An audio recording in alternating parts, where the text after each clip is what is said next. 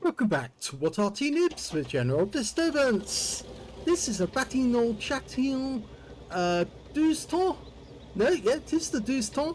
It's the Bat Chat 12 ton. It's the Tier 8 French light tank. In fact, it's the only Tier 8 or only light tank that's actually from Bat Chat that's not an AMX. And this one's sitting on the northeast spawn of Westfield under the command of TanqAndTonic. Well, what can I tell you about this tank? Well, this was the Bat Chat version of the light tank that they put forward for the light tank competition.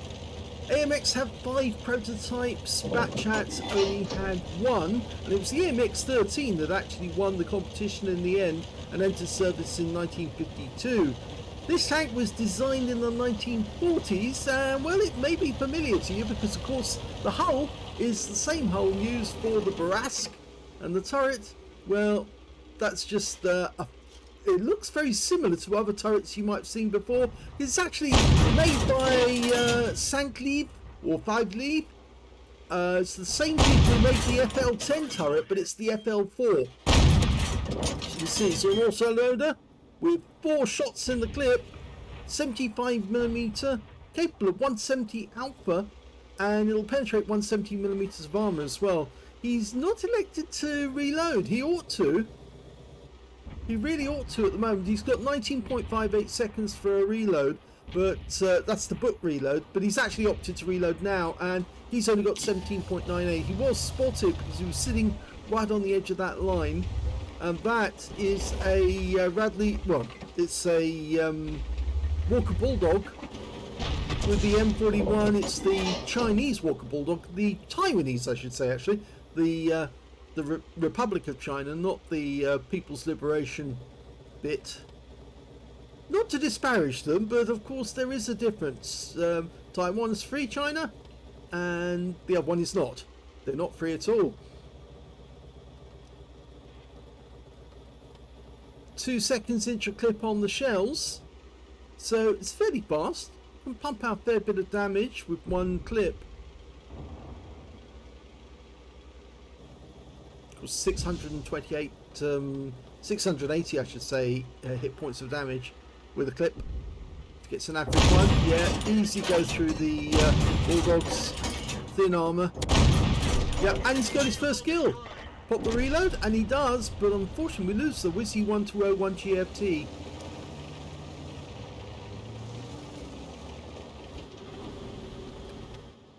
Now, its actual weight is supposed to be 12 ton, but it actually ended up at 15 tons in total, fully loaded. And the original idea was it was supposed to be air transportable. That's why it was low weight. They needed to move it from place to place. Of course, France did have plenty of colonies. They still do, actually. They're one of the few nations in the world who has colonies who do not complain about being a French colony because they rather like it. And, well, you don't see many complaints. They did have complaints in Algeria, of course. The Algerians wanted to be free. So I can understand that. The French themselves weren't too happy about losing Algeria, but they've still got loads of colonies around the world, and, well, Britain does too. So, well, they're not technically colonies. Britain has actually converted them into British overseas territories, which means that they are independently run. They are not colonies. They are self-governing areas.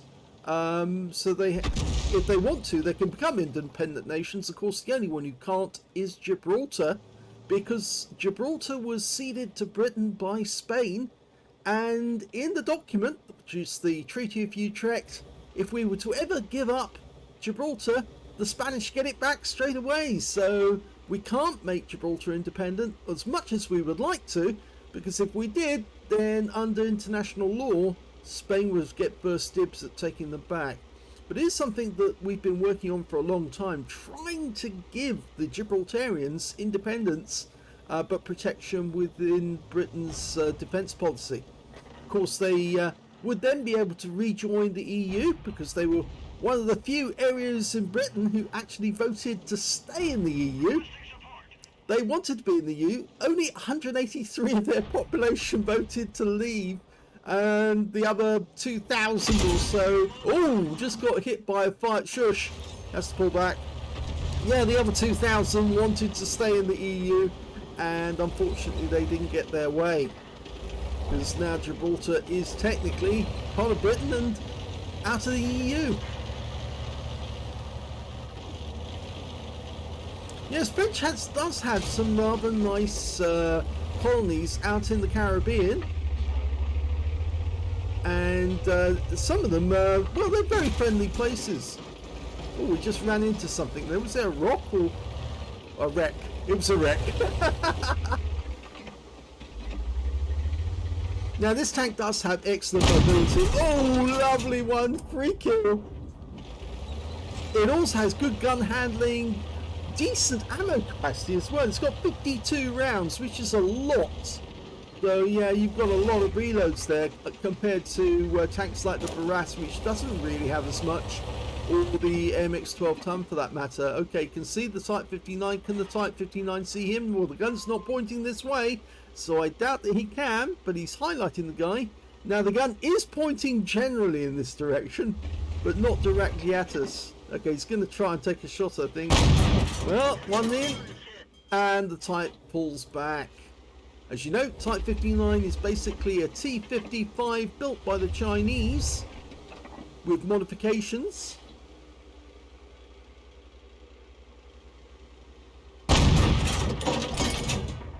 Yes, of course, the Chinese did get hold of T-55s from the and T-54s from the Russians, but they elected to build their own. And some say actually they came up with a better design than the Russians. Oh, here we go. Oh, she almost beat the reload, but he was spotted because he did poke out. And that Type 59's dropped down into the valley to try and do a quick bypass and outflank the Bat Chat. He's going down the valley. Something I do actually frequently in battle. If I come up against somebody blocking me like that, I'll try and outflank them, go around the outside of them. And the Type's now made a big mistake because he got across the valley and... oh no, first one didn't, but he got hit as well. Got another hit into the Type, and the Type goes down in the end to a Shush PTK. But we did take one round, a heat round, from the enemy Shush PTK, or Shrek as Jingles is elected to call it, and we popped another reload. Now the reload is fairly long, but then remember it is a 4-shot 75mm. I suppose when we're looking at comparison we're saying, well, that's a lot. Well, there's the enemy Shrek gone. Now most of the enemy team are now tank destroyers. There's only one light tank, it's the M41, but we can see the enemy. Well, we've still got one Shrek, but there's just 130 PM. Tier 8 game with Tier 6 tanks. Was it? No, Tier 8 tanks. Sorry, Tier 8 game with Tier 8 tanks. Oh, he got another one.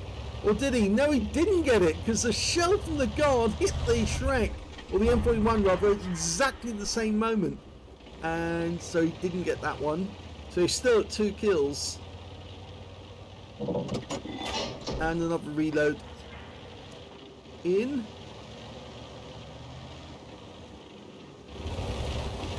Now this one, the Bat Chat 12 ton, there was only one prototype. It never saw mass production. So it never, you won't see any more of these.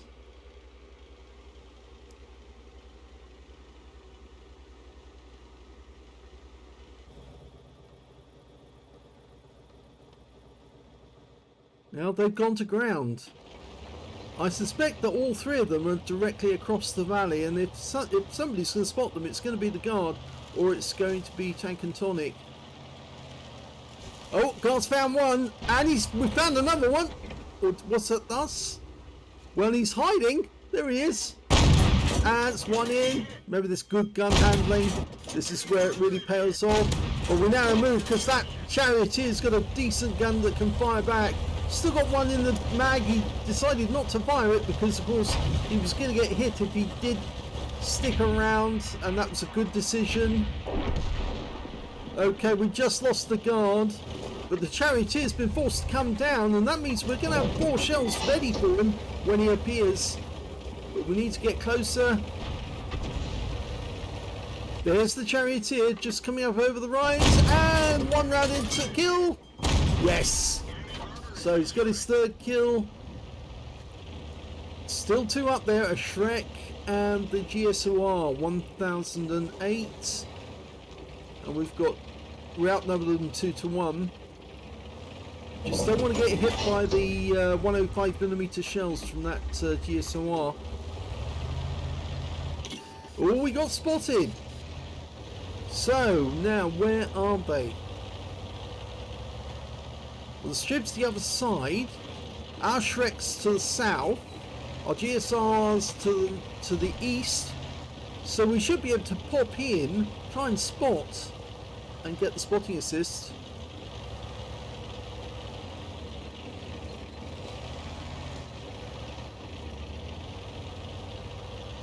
It's not ideal, but if he goes into the village now, I think it's pretty certain. Yeah, oh, he did get hit, but it was the Shrek who did. And the Shrek's gone back into cover, but he is taking damage. Or at least I think, yeah, he is. Okay, just come up closely amongst the buildings, using them for cover. Oh, we're getting told to fall back, but no, he's not going to do that because TanqAndTonic wants some more hit points. And we need to find out where that GSOR is. Oh, Shrek just took another hit. Yeah, I think Shrek is a better name than Shush PTK.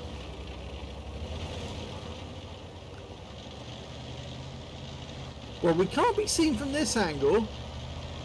So maybe what he's going to do is go all the way around and try and come down from the top. Our Shrek has moved up to the edge of the valley. It's going to take him a little while to climb up, but why do I get the feeling that the enemy GSOR has actually moved a long way north and it's actually somewhere in this vicinity? There, oh, he's not. He's actually just he's near the village still. But now we've got shots on him, but we're a bit open. We're sitting on a ridgeline. Don't sit on the, never sit on a ridgeline, because you're just this giant shadow which sits up there and is moving. And yeah, oh, he gets the kill. Does get hit, but and he loses his commander, but he does win the game. Here's the end of battle stats, and that was an ace tanker game for TanqAndTonic in the Bat Chat 12 ton. He managed to get a spotter badge for spotting at least 1,000 hit points of damage, a bruiser medal for getting at least 5 critical hits, in fact he got 6, and he got a fighter badge for getting at least 4 kills, and he got 4 exactly. He also got a 5 for effect for doing more damage than hit points for his own vehicles, but there was no other medals in the game. Well, we'll find out why, because he did do a fair bit of damage. And we can see he didn't get the highest damage in the game because that actually went to the Shrek on our team. He got 3,296 hit points, but he didn't get a high caliber either, so he didn't get 20% of the enemy hit pool. The second highest damage in the game went to the M54 Renegade on our team with 2,889. And the third highest damage in the game was the GSOR 1008 on the enemy team with 2,791. And there we are in 5th place overall. 2,565 hit points for TanqAndTonic. When it came to kills, though, he did get the highest score with 4. 3 kills went to the GSOR 1008, and then 2 kills to the Shrek, the Striv S1 on our own team, and then Type 59, the Wizzy 120, the Skoda T56, who don't often see them low as like that, GSOR 1008 as well. So there was a lot of players with 2 kills. It's very surprising to see a Skoda who doesn't do a lot of damage, because that gun is very, very lethal indeed. When it came to base XP, yep, he's top on that one because he did all that spotting and a huge amount of spotting, and that actually helped him boost up his score. His base XP was 1,240, the only player to get over 1,000. 993 went to the Renegade and 903 went to the Shrek. He fired 26 rounds in this game, got 20 direct hits on the enemy, but only 18 penetrations. So yeah, 75mm rounds do have decent pen, but sometimes it's just where you fire them that lets you down.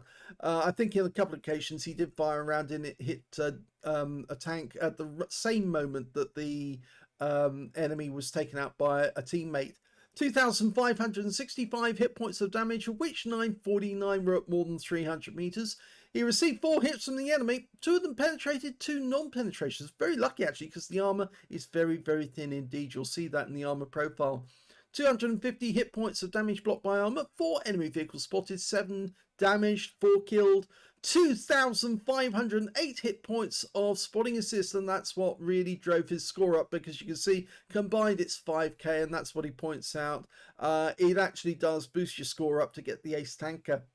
He earned 31,376 credits from the game, and after repair, ammunition, respawn, consumables took away 11,394 credits, 1,240 XP, actually the base figure as well, times 2 for the first victory, took away 3,720 experience points altogether. So let's have a quick look at the armor profile for this thing. It's very, very lightly armored indeed. You can see that when you actually look at this. 40mm is the best armor you're going to see. It's at the front of the actual hull. When you go down a bit, you can see it goes, the effective armor goes up to 60 on the lower plate there, but then it drops off again. And so you're looking at 20mm on the very lowest part of the hull and down below, and the upper plate is technically only 20mm. It's a light tank, so it's not designed to get hit. It's designed to motor around the battlefield at high speed, and this thing does go at 68 kilometers an hour, so it is fast, very fast. But unfortunately it's not supposed to be hit, and if you do get hit you will suffer. He was very lucky that he took 2 hits which actually didn't pen, and I suspect that they hit the tracks here, which are pretty strong enough to actually take the round. The turret, again, as I said, this is an FL or 5 lever. Or 5 Lil, sorry, is the name of the company that actually makes them. This is their version 4. You can see it's slightly different from the FL10 version, which you see on several other tanks like the Strib, and who else has it? The Sherman has it, and of course the EBR has it as well. Same one. And you can see that the gun is on the left hand side, the commander is on the right hand side. It is an autoloader. You can see the armor at the rear is fairly thin, again 20mm. The top is only 10mm, so if an Arty hits this thing, it's almost certainly going to pen, and it's going to be pretty cataclysmic to say the least. Let's have a look at live. I think it's all going to be green. Yes, any shell that hits this is going through unless it gets the tracks. And let's have a quick look at the modules.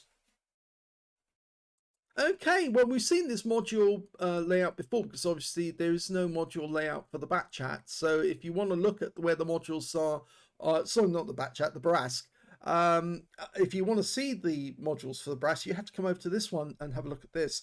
You can see driver up front, right hand side, engine to the left of him, which a lot of French tanks seem to have that configuration.